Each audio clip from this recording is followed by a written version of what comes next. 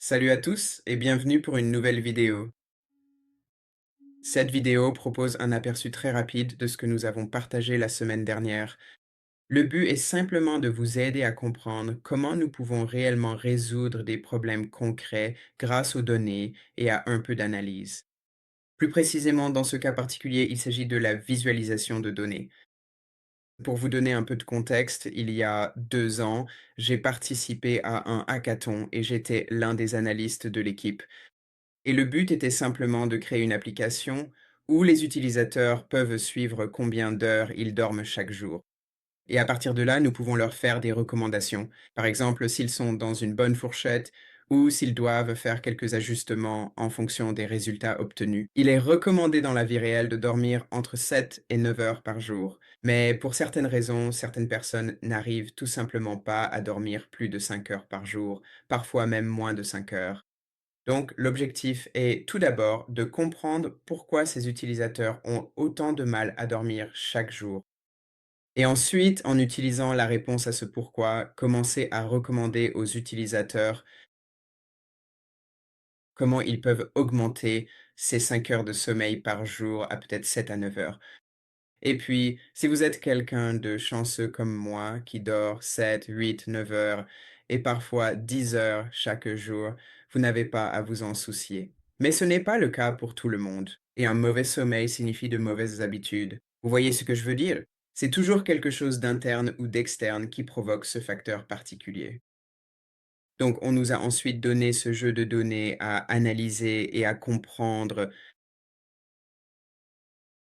Quelle est la raison derrière un nombre d'heures de sommeil aussi faible chez certains utilisateurs? Nous avons donc obtenu les données de 400 personnes qui ont eu la gentillesse de nous fournir leurs données, et ensuite, en utilisant ces données, nous avons simplement essayé de comprendre, d'accord, que se passe-t-il? Comment pouvons-nous les utiliser? Quelles sont les variables importantes dans l'ensemble de données? Et comment pouvons-nous réellement utiliser ces données pour aider les utilisateurs?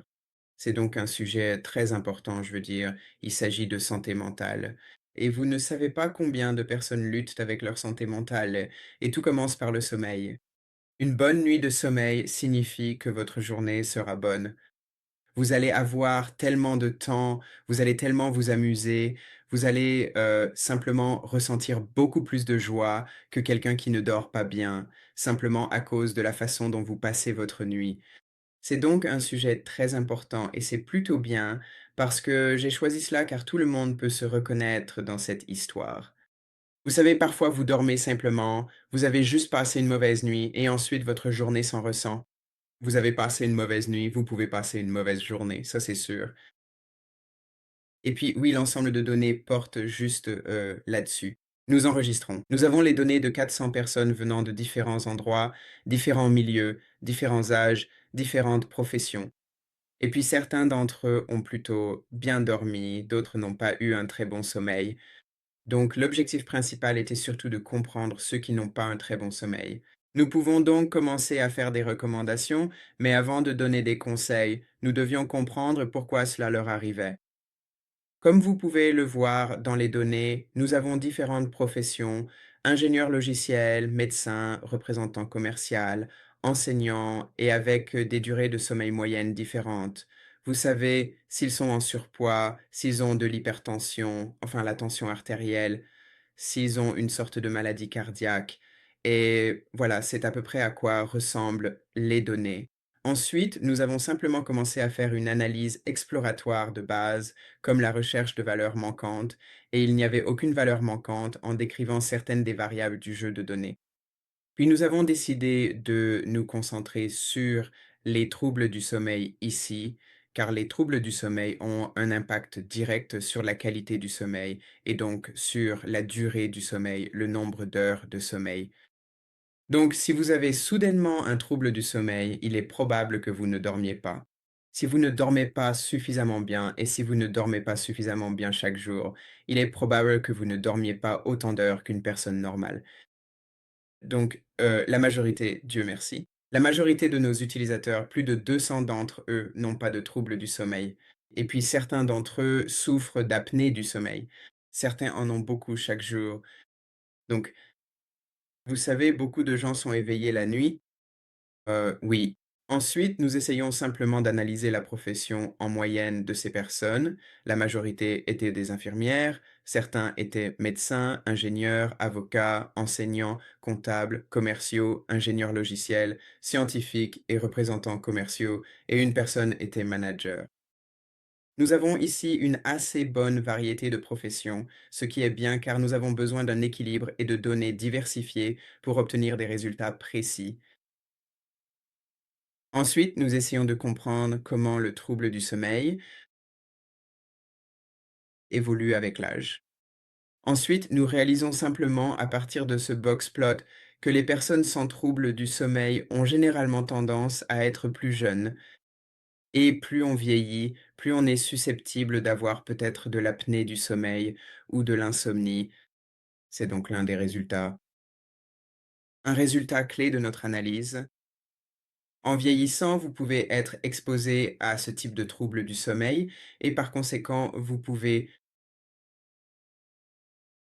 être à risque d'un nombre réduit d'heures de sommeil chaque jour. C'est une information clé que nous obtenons simplement en analysant les données et en réalisant quelques visualisations. Ensuite, nous essayons aussi de comprendre la variabilité des troubles du sommeil par rapport à la durée du sommeil qui, comme nous venons de le dire, sont très corrélés, fortement corrélés. Donc, nous n'avons pas besoin d'y revenir et nous essayons aussi de comprendre s'il existe une corrélation entre le niveau de stress et les troubles du sommeil. Et puis, comme vous pouvez le voir sur ce graphique, les personnes souffrant de troubles du sommeil ont tendance à être beaucoup plus stressées que celles qui n'en ont pas. Ce qui signifie qu'un niveau de stress plus élevé implique davantage de troubles du sommeil, et plus de troubles du sommeil signifie un niveau de stress plus élevé, et un niveau de stress plus élevé affecte le sommeil. La qualité du sommeil va donc diminuer, et lorsque la qualité du sommeil diminue, la durée du sommeil diminue également. Désolé, c'est ma faute, j'ai un peu de mal ici. Mais oui, nous constatons l'impact du niveau de stress sur les troubles du sommeil, et donc l'impact du niveau de stress sur la qualité du sommeil aussi. Et puis on essaie juste de faire un peu de choses, de jouer avec la variable, essayer de comprendre s'il devrait y avoir une corrélation entre la catégorie d'IMC et les troubles du sommeil. L'IMC, c'est l'indice de masse corporelle pour ceux qui sont obèses, ceux qui ont un poids normal, ceux qui sont en surpoids. Et on se rend aussi compte que la majorité des personnes ayant un poids normal n'ont pas de troubles du sommeil, alors que les personnes généralement obèses ou en surpoids ont des troubles du sommeil. Cela signifie que, dans notre contexte, être en surpoids est en fait mauvais. En réalité, cela a une mauvaise influence sur la qualité de votre sommeil, et si cela a une mauvaise influence sur la qualité de votre sommeil, cela a donc aussi une mauvaise influence sur la durée de votre sommeil. Donc, il faut simplement trouver un moyen de maintenir votre masse corporelle dans cette plage normale qui est de 20 à 25 pour une personne moyenne. Donc, si vous avez tendance à dépasser les 25, essayez simplement de trouver un moyen de perdre un peu de poids et ainsi augmenter la durée de votre sommeil. Et ce sont quelques-unes des recommandations que nous donnons à nos utilisateurs, simplement basées sur des informations. Et si nous remarquons que la personne est en surpoids, nous allons commencer à lui recommander, puisque vous êtes en surpoids, vous devez réduire, vous devez perdre un peu de poids en perdant du poids. Vous améliorez votre vie quotidienne et donc vous améliorez la qualité et la durée de votre sommeil. Et ensuite, nous donnons ces recommandations à nos utilisateurs afin qu'ils comprennent ce qui influence réellement un nombre aussi faible d'heures de sommeil chaque jour. Donc, grâce à cette visualisation basique des données, nous avons ces informations en interne et nous pouvons commencer à recommander, à donner quelques conseils à nos utilisateurs. Et c'était globalement l'objectif de notre application et l'objectif de notre hackathon. Oui, c'est très basique, mais c'est quelque chose auquel tout le monde peut s'identifier dans la vie réelle, donc c'est plutôt bien. Et puis, nous avons fait à peu près la même chose concernant le genre, pour voir si peut-être les hommes ou les femmes avaient un comportement différent en ce qui concerne les troubles du sommeil. Mais en moyenne, ce n'était pas vraiment le cas. Vous savez, ce n'est pas parce que vous êtes un homme que vous êtes moins exposé à avoir un nombre aussi faible d'heures de sommeil chaque jour. Maintenant, cela dépend vraiment d'autres facteurs. Et puis quelque chose d'assez intéressant, c'est la profession.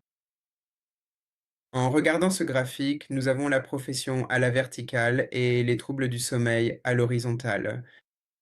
Je pensais que les médecins auraient vraiment du mal à dormir chaque jour, mais ce n'est pas le cas. La majorité des médecins dorment en fait plutôt bien, ce qui est une découverte surprenante, mais cela change ma vision du mode de vie des médecins. Je pensais que ces personnes étaient toujours stressées à cause de leur travail et des exigences qui y sont liées. Pour eux, chaque jour, vous traitez avec des patients, peut-être qu'ils peuvent avoir un certain stress, de la pression, mais en moyenne, ils ont plutôt une bonne vie. Cependant, si vous êtes infirmier ou infirmière, vous avez tendance à avoir un certain trouble du sommeil et donc à dormir moins d'heures. Donc peut-être que les infirmiers et infirmières doivent vraiment comprendre que leur travail a un impact négatif sur le nombre d'heures de sommeil chaque jour et qu'ils devraient prendre des mesures supplémentaires. Par exemple, si nous avons une infirmière dans nos données et que nous découvrons que cette personne est infirmière et qu'elle dort moins de 7 heures par jour, nous commençons à recommander d'autres techniques, comme peut-être aller marcher 1 heure chaque jour, commencer à manger sainement, commencer à aller à la salle de sport. Vous voyez, toutes ces recommandations sont liées au poste de cette personne et ensuite nous donnons des recommandations. Cependant, sur la base de ce graphique en particulier, nous avons plus d'informations sur la profession et sur la façon dont celle-ci influence les troubles du sommeil et par conséquent la qualité du sommeil. Oui, donc après avoir fait cela, après avoir réalisé ces analyses, nous pouvons clairement le constater. La durée du sommeil, l'IMC, l'indice de masse corporelle, et la profession sont les principaux facteurs qui influencent les troubles du sommeil et donc la durée du sommeil. Nous allons donc examiner ces facteurs dans notre application maintenant, puis en tenant compte de cela, nous allons voir si quelqu'un présente, par exemple, si quelqu'un est en surpoids, si sa profession est infirmier ou infirmière, si la personne vieillit, alors uniquement sur cette base, nous faisons des recommandations, nous donnons quelques conseils. Ce sera très personnalisé. C'était très personnalisé. Notre application était en fait disponible sur Apple pendant quelques mois avant que, je ne sais pas trop pourquoi, il se soit passé quelque chose et qu'elle n'y soit plus, mais des gens l'utilisaient. Et nous avons eu de très bons retours, simplement basés sur notre analyse. Donc oui, c'est juste un exemple de la façon dont la visualisation de données peut vous aider à résoudre certains de ces problèmes. Mais avant tout, il faut comprendre les données. Et en comprenant les données, vous comprenez la situation des utilisateurs. Et en utilisant ces informations, vous créez simplement quelque chose de vraiment important, de vraiment impactant. Donc, je suis content que nous ayons pu avoir un aperçu de la puissance que peuvent avoir de bonnes données et une bonne visualisation pour résoudre certains problèmes de la vie réelle. J'espère que cela vous a plu. Nous le faisons, nous. Nous allons probablement le faire plus souvent à l'avenir, mais c'était un bon aperçu et je suis content que nous l'ayons fait. Encore une fois, si vous avez des questions, faites-le moi savoir, envoyez-moi un message, écrivez dans la section des commentaires et je serai là pour répondre à vos questions. Alors merci.